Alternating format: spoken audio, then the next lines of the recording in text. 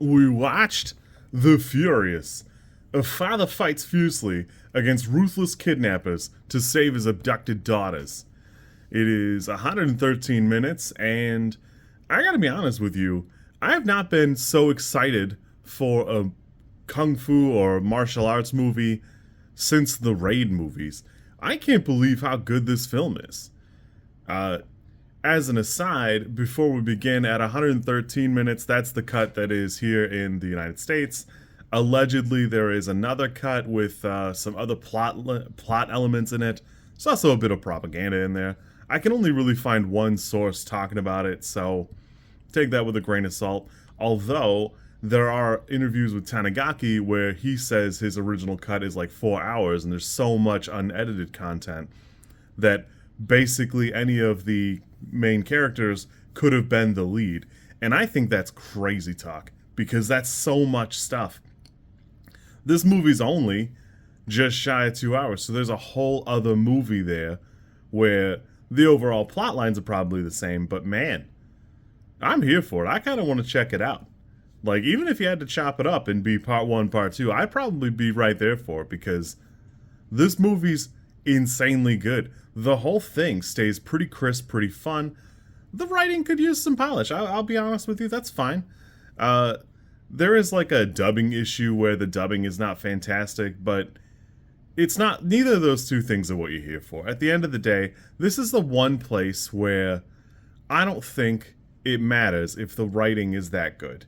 It's got a compelling storyline and it feels valid, and that's all you really need in one of these.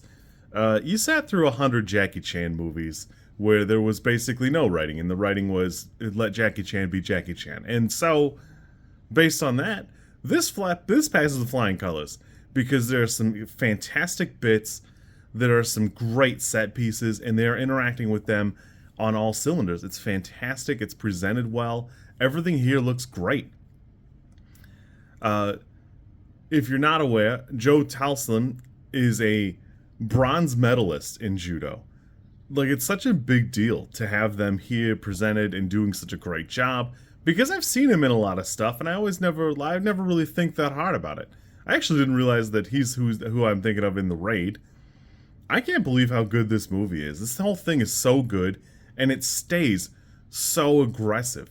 The whole time, everything's just moving right along. The fight scenes are great. Even when it cuts away and then just cuts back, you don't feel so much like you missed out. You feel like you're getting the best bits of something. I could see that 4-hour cut being super good. A lot of people turn their nose up at a 3-hour movie. When you talk about Lord of the Rings, the director's cuts or whatever, people, or the extended editions, I should say, people go, I don't know about it, blah, blah, blah, blah. I don't know. It's probably pretty good. At the end of the day, it's probably fantastic. Big note for Yayan Ruhian. Every time you see this guy, you know that this is going to be the hardest fight for whoever's on the other side.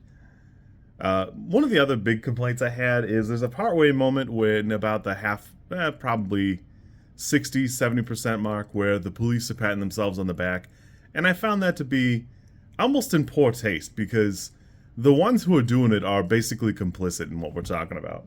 Without spoiling anything, they're not the good guys. They're just our present. I would be burning that police station to the ground if I find my kid this way.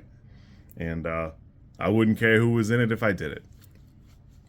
All that aside, though, like 10 minutes later, it begins one of the coolest 2-on-2 fights I've seen in a hot minute. I really don't know if I can compare it to anything.